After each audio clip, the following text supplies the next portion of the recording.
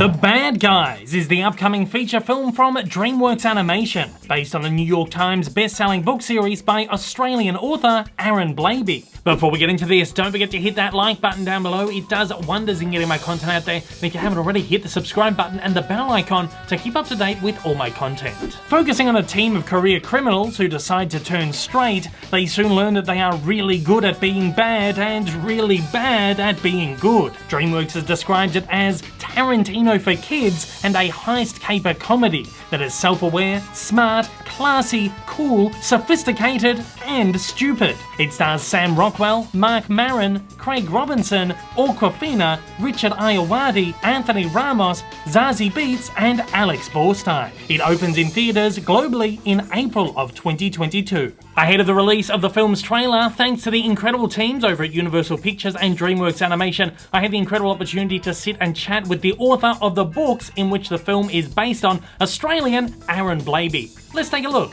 Hi Aaron, it's really great to speak to you today. How are you going?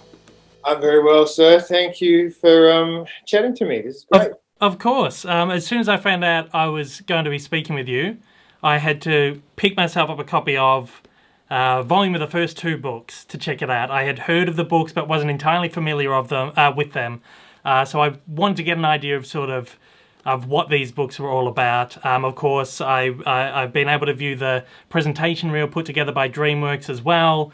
So I've seen what is about 20 minutes of the film. Gotta say, love the books. I'm obviously a little outside the target demographic, but I think they are smart, they are funny, they are entertaining. I love the artwork.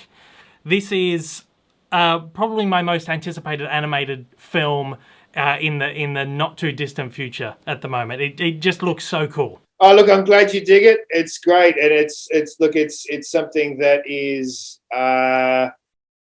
everything you've just described is what my intention has been from the beginning. I tried to make a book series that kids just flip out over. That's been my intention. It was written for my kids when they were younger initially, and it's now that we're 14 episodes in. They're too big now. They're like 13 and 15. It's been a process of taking the tone of those books and then transferring that to the big screen. And I've got to say, DreamWorks have just exceeded all my expectations in terms of capturing that. It's a really hard thing to do, especially with something as specific as this. My original pitch for the book was always Tarantino for kids, was the headspace I was coming from, which is sort of tongue-in-cheek, but kind of true as well.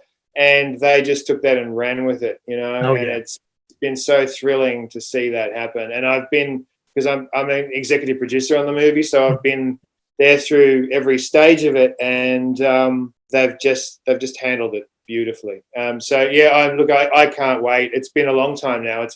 I first spoke to DreamWorks in 2016, so it's when it comes out next year, it will have been a nice long journey, which will be very satisfying to share with the world. So I'm glad you were digging the footage you've seen. Oh, it looks really, really cool. I was actually going to say, you present your book so visually, and it has translated to the screen just so perfectly. I think when you're writing these, when you're putting them together, have you ever envisioned them landing on the big screen at some point? I mean, they are such visual books with such fantastic. It's almost like the classic way of making an animated film, where they do the storyboards and dialogue without any description or anything. You know what? When I did from the very first one, I thought, because my greatest passion, greatest love is movies and cinema. I'm just a gigantic movie nerd, have been my whole life. And with this,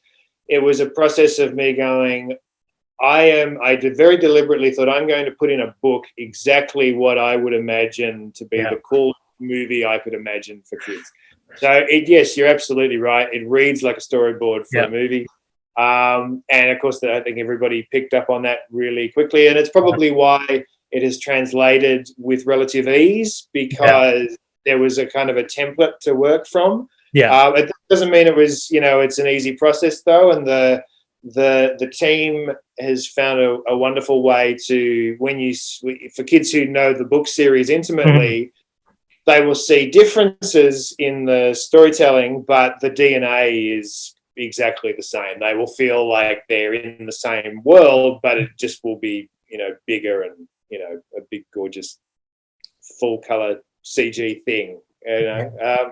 It's for that stuff's very, very exciting. But no, you're exactly right. That's where it came. Well, the books are obviously aimed at fairly young readers, but DreamWorks, in adapting the stories, in their words, they're saying they have aged up the stories for an everybody experience. So this is not just specifically for the kids. You are an EP on the film. Tell me a bit about the process of adapting these into a film for a wider audience, and how, I guess, involved you were in that process. Yeah, look, like I said, I've been across it from the start. And in terms of the tone, when you say stuff like, when I use the, expression Tarantino for kids, that's always been there. And I think it was just a matter of them fleshing that out. And material for kids only works, as far as I'm concerned, if it works on two levels, because often in a book, it's a parent and a kid reading at the same time. And you want both to be having an equally satisfying experience. So transferring that to the screen, we were very, very fortunate from the beginning. The key screenwriter on the movie is Eitan Cohen, who is top of my list for writers on this, because I've been a big fan of so many of the projects that he's written over the years, Men in Black 3, Tropic Thunder, all that stuff. He just is a really funny writer. I was delighted when he came on board, and he just got it. His kids were fans of the books too, so he felt I'm sure he wouldn't mind me saying, he felt a kind of responsibility to get it right too because of that. And he's just done an amazing job, and there's been another couple of writers, Hilary Winston and Yoni Brenner, have done an amazing work on it too. So yeah, look, it's a collaborative process in terms of my contribution to that. With each draft of the script, with each cut of the movie, I'll deliver my notes on it, and things that I think are working great, things that I can make suggestions on. And then they get pulled in with the sort of, there's a kind of an inner circle of creatives who are working on it, and they've been so inclusive and so receptive and so respectful throughout the process that's kind of blown my mind, because you never know what kind of team you're going to be getting, and whether they just go, well, you were the author, thanks, but off you go. And that hasn't been the case at all. They've been wonderfully inclusive. So yeah, look, nobody knows what it will do, what kind of business it will do, how things will perform commercially, but is the fact that I genuinely believe they've made a really, really cool movie out of my books, and that's the dream come true, really. Anything else that happens from this point on is a bonus. Well, I think it looks fantastic. You have got an absolutely stellar cast for this film, including Academy Award winner Sam Rockwell, who is probably my favourite actor working in Hollywood at the moment. And what's it like to hear this heavyweight Hollywood cast bringing life to your characters? It just melts your brain, it's so beautiful. And like so many of the cast, and like when we put together lists of actors, as you do when you going through the process, and everybody playing one of these roles was right up the top of all the lists that I wrote for each character. The fact that they all said yes and came on board. I've been a fan of Sam's right from the very, very beginning of his career. I think he's a genius. But everybody, like Marc Maron, just kills it in this film. He's so good. His performance as Snake is sort of unexpectedly moving and really funny. I've mentioned this to a few people, but our personal family favourite in this house is This Is the End. My kids just cannot believe that performance is in this film. They just can't believe it. And Awkwafina's just, like everybody, they're amazing. They're all amazing. So it's such a thrill. Yeah, look, once again, I'm so looking forward to this. Unfortunately, our time is up. It's been wonderful to speak with you. I wish you all the best with it.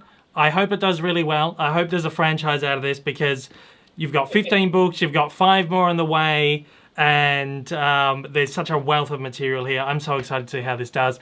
All the best with it. And thank you for chatting with me today. I appreciate it. Cheers, mate. Take it easy. All the best. Take care. Bad Guys opened in cinemas globally in April of 2022. Thanks again to the incredible teams over at Universal Pictures and DreamWorks Animation for making this interview opportunity a possibility. Thanks everybody out there for watching. I'll see you on the next one. Take it easy. Hey everyone, if you haven't yet, smash that big old subscribe button up on your screen to keep up to date with all my content, and hit that like button down below. Also, don't forget to check me out on social media, and please consider supporting me over on Patreon for as little as $1 a month for exclusive videos, early access content, and to get your name up on the screen. Thanks again for watching.